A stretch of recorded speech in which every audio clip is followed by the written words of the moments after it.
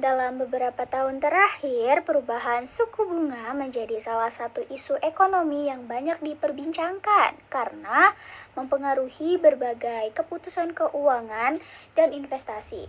Ketika suku bunga mengalami kenaikan atau penurunan, nilai berbagai investasi juga dapat berubah, termasuk obligasi yang sering dianggap sebagai investasi dengan resiko relatif rendah.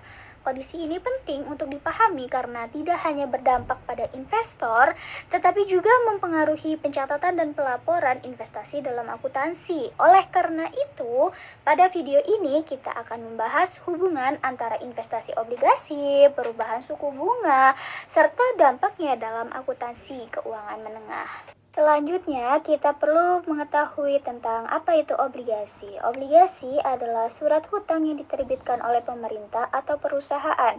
Investor yang membeli obligasi akan memperoleh pendapatan berupa bunga atau kupon secara berkala. Lalu, bagaimana cara kerja obligasi tersebut? Jadi, saat membeli obligasi, investor meminjamkan dana kepada penerbit. Sebagai imbalannya, investor menerima kupon dan pengembalian pokok saat tanggal jatuh tempo. Tentunya kalian penasaran apa itu suku bunga? Suku bunga merupakan biaya penggunaan uang yang ditetapkan oleh bank sentral dan lembaga keuangan. Perubahan suku bunga akan mempengaruhi berbagai instrumen investasi. Baik, selanjutnya ada hubungan obligasi dan suku bunga. Jadi, harga obligasi itu memiliki hubungan yang berlawanan arah dengan suku bunga. Ketika suku bunganya naik, maka harga obligasi akan cenderung turun.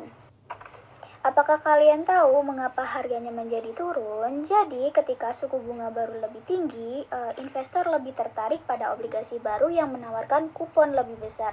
Akibatnya, obligasi lama menjadi kurang menarik.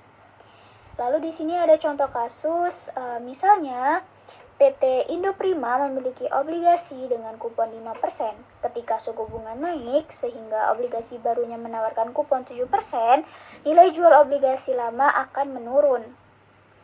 Lalu pada saat suku bunganya turun, obligasi lama yang memiliki kupon lebih tinggi menjadi lebih menarik sehingga harga obligasinya dapat meningkat. Baik, di sini saya akan menjelaskan juga tentang resiko suku bunga. Jadi, perubahan suku bunga dapat menimbulkan resiko bagi investor obligasi. Resiko ini disebut sebagai resiko suku bunga atau interest rate risk. Ketika suku bunganya meningkat, maka harga obligasi yang sudah dimiliki investor cenderung menurun. Semakin besar perubahan suku bunga yang terjadi, semakin besar pula potensi perubahan harga obligasi di pasar. Oke, di sini akan menjelaskan tentang durasi obligasi. Jadi selain memperhatikan tingkat suku bunga, investor juga perlu memahami jangka waktu obligasi. Durasi menggambarkan seberapa sensitifnya harga obligasi terhadap perubahan suku bunga. Secara umum, obligasi dengan jangka waktu yang lebih panjang akan mengalami perubahan harga yang lebih besar dibandingkan obligasi jangka pendek.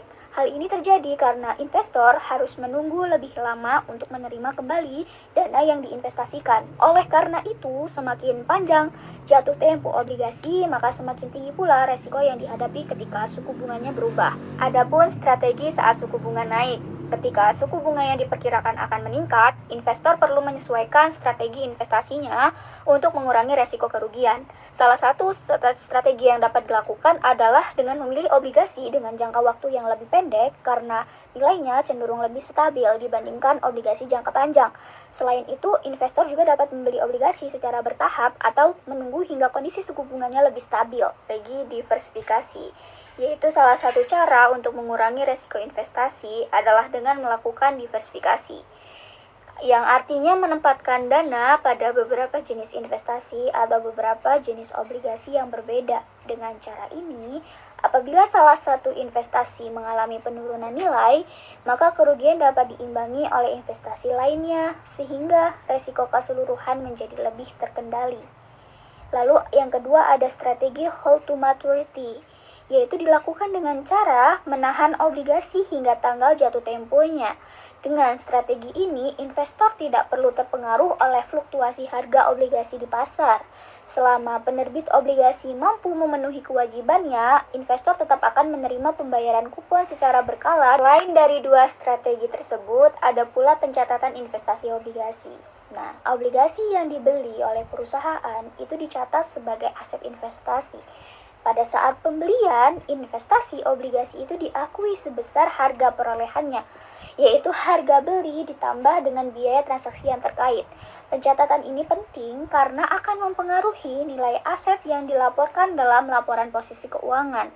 Sebagai contoh, PT Indo Prima membeli obligasi senilai 100 juta. Saat transaksinya terjadi, perusahaan akan mencatat akun investasi obligasinya sebesar 100 juta dan mengurangi kasnya dengan jumlah yang sama. Transaksi ini menunjukkan adanya perpindahan aset dari kas yang menjadi investasi. Baik, kita bisa lihat contoh jurnalnya di sebelah kiri. Selain pencatatannya, maka akan ada pengakuan pendapatan kupon. Nah, selain memperoleh kembali pokok investasi saat jatuh tempo, investor juga menerima kupon secara berkala. Dalam akuntansi, penerimaan kupon tersebut akan diakui sebagai pendapatan bunga pada laporan laba rugi. Pendapatan ini akan menambah laba perusahaan pada periode berjalan. Oke, baik, dari pembahasan yang telah kita pelajari dapat disimpulkan bahwa obligasi merupakan salah satu instrumen investasi yang memberikan pendapatan berupa kupon dan pengembalian pokok pada saat jatuh tempo. Namun, nilai obligasi sangat dipengaruhi oleh perubahan suku bunga. Ketika suku bunganya naik, harga obligasi cenderung turun. Sedangkan ketika suku bunganya turun, harga obligasi cenderung meningkat. Oleh karena itu, investor perlu memahami resiko suku bunga, durasi obligasi, serta menerapkan strategi yang tepat seperti memilih obligasi jangka pendek, melakukan diversifikasi, dan menerapkan strategi hold to maturity. Dari sisi akuntansi, investasi obligasi itu dicatat sebagai aset investasi, pendapatan kupon diakui sebagai pendapatan bunga, dan perubahan nilai obligasi dapat mempengaruhi nilai investasi yang dilaporkan dalam laporan keuangan.